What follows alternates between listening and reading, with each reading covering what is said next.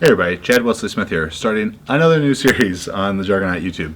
This one is going to be our Throwback Thursday series, in which myself, Max, Marissa, other Juggernaut athletes take you through some of our older videos for the newer fans that you guys might not be familiar with, just so you can get to know those past performances as well as hear our reactions to them, and just to see really how our impressions of our own lifting has changed over time. So today I'm going to be taking you back to October 2010 and my very first powerlifting meet ever.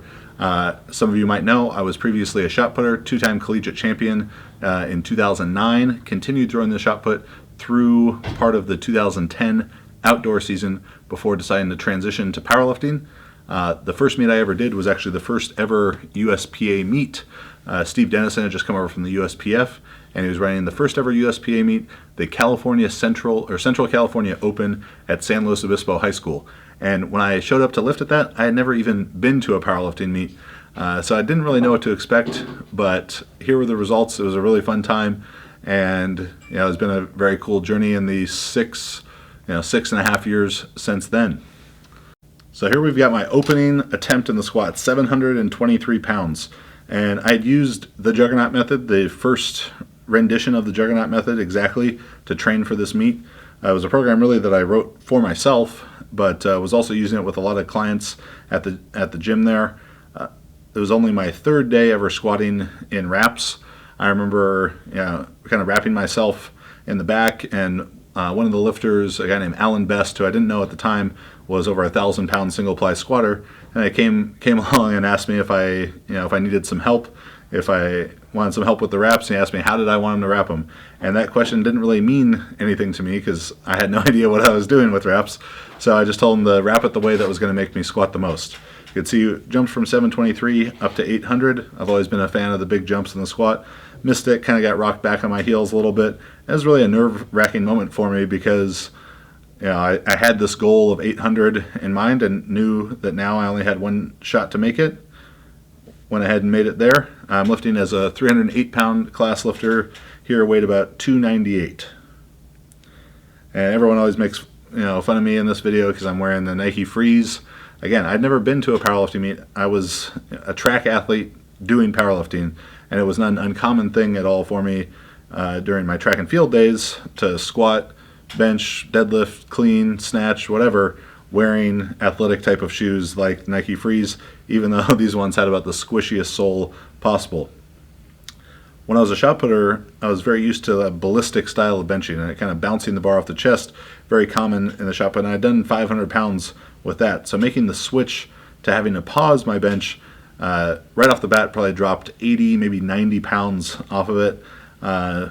So I'd been about 3 months into training a pause bench at this point, and things were, they were getting there. But since then I've put, 170 pounds on my squat, 100 pounds on the bench, and about 115 on the deadlift.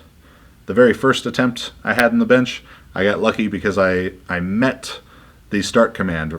As I forgot that there was one. I just got lucky in that as soon as I started to bring the bar down, the head judge said start, and I got away with one there. Maybe got one red on it.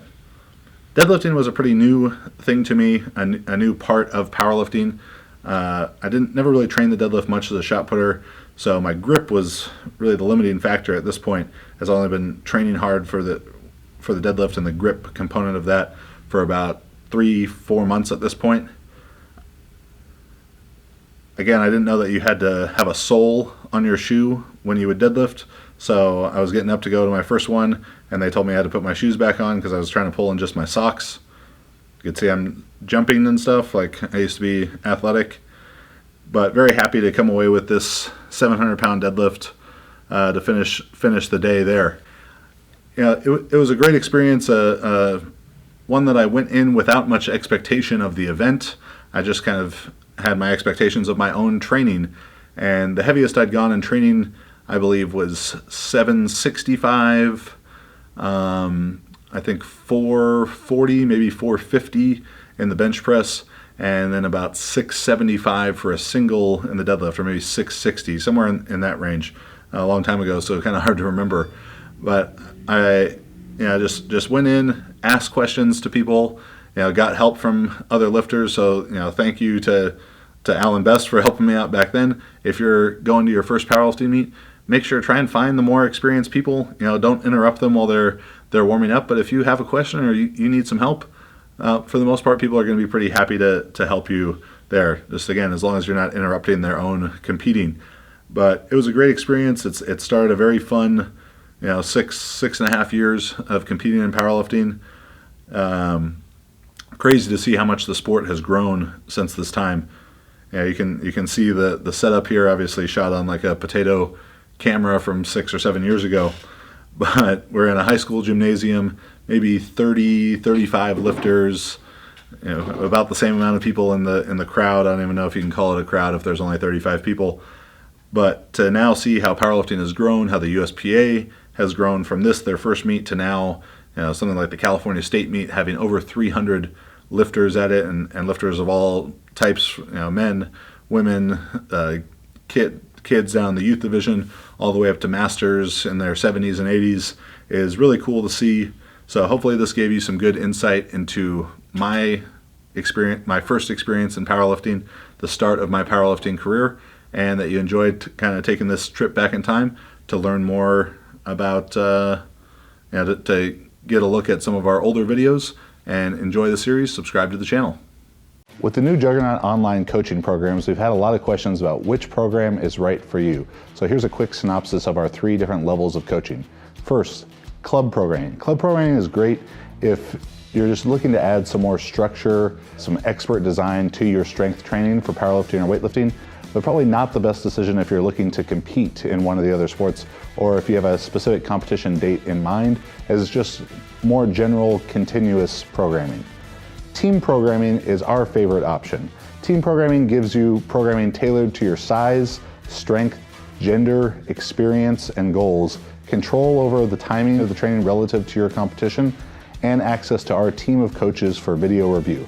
One-on-one programming is going to be your best bet if you need very personalized attention based on a unique competition schedule, injury history, or if you're just looking to make sure that everything is built as specifically as possible to you. So we have 3 different levels of programming, and one of them is definitely going to be a great fit for you to help you improve in powerlifting or weightlifting.